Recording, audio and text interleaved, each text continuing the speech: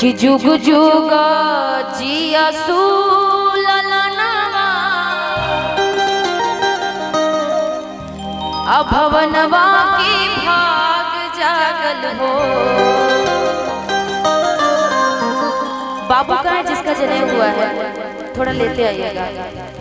ए ललना लाल भइले कि फुलवा के दीपक कि मनवा में आस लागो।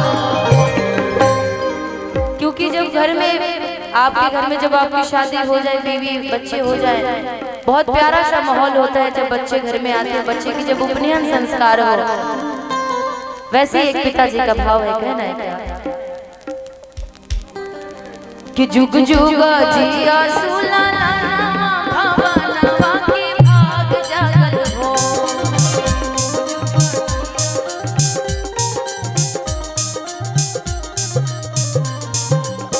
जुग जुग जिया सुललनवा भवनवा के भाग जागल हो। ए ललना लाल भइले, ए ललना लाल भइले, फुलवा के दीपक मनवा में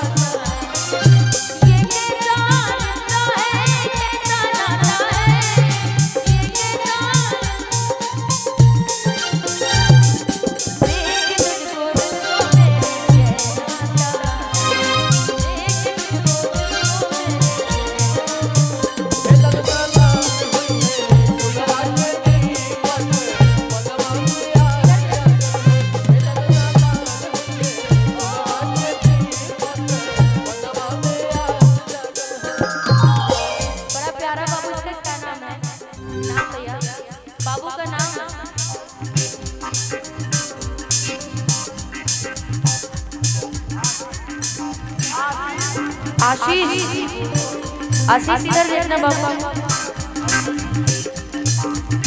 और हम चाहेंगे कि बाबू के पिताजी यदि हमारी आवाज सुन ले तो आप भी आ जाइएगा, क्योंकि बड़ी सौभाग्य की बात होती है जब घर में बच्चे हो और बच्चे का जब उपनयन संस्कार हो। देखिए तो आपके बाबू आपके पास आ रहे हैं, जरा मांगिए तो मांगिए मांगिए।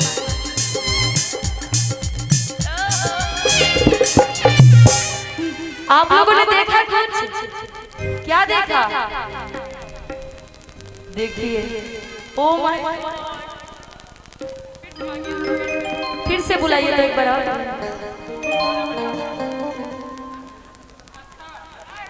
ऐसे जबरदस्ती नहीं जाएगा भाई। एक बार जोरदार ताली बजा दीजिए बाबू के लिए। आज ये भी जानिए कि आज अपनी बुआ की गोदी में है ना बाबू? मत जाना, मेरे साथ चल चलना। इधर देखो, इधर कि नकिया तो हुए जैसे बाबूजी के नकिया हमारे के हो। नकिया तो हुए जैसे बाबूजी के नकिया हमारे के हो। नकिया तो हुए जैसे बाबूजी के नकिया हमारे के हो। नकिया तो हुए जैसे बाबूजी के नकिया हमारे के हो। इधर देखो आशीष, ये देखो क्या आया, बंदर आया बंदर।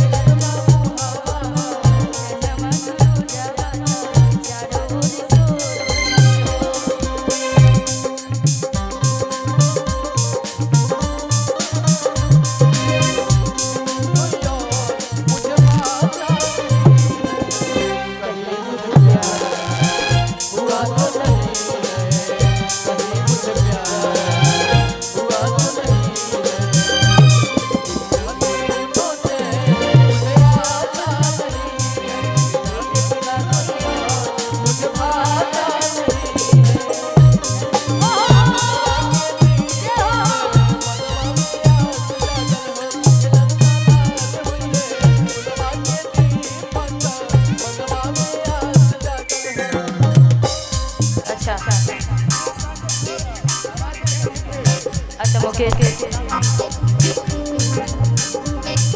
इधर देखो बाबू, इधर तुम भी कैमरे में देखो।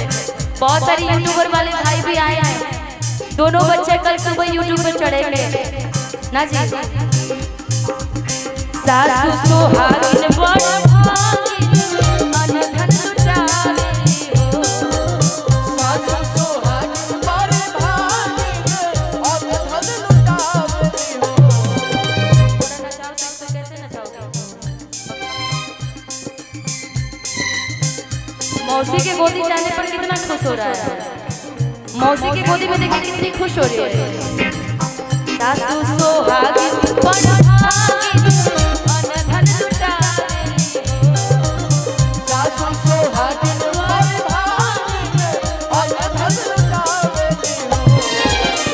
ए ललना दुआरा पर, ए ललना दुआरा पर, बाजेला बधैया उठे सोहर। ललना दुआरा पर बाजला भैया तो चार बोल सूर पहिले हो। ललना दुआरा पर, बाजेला बधैया उठे सोहर।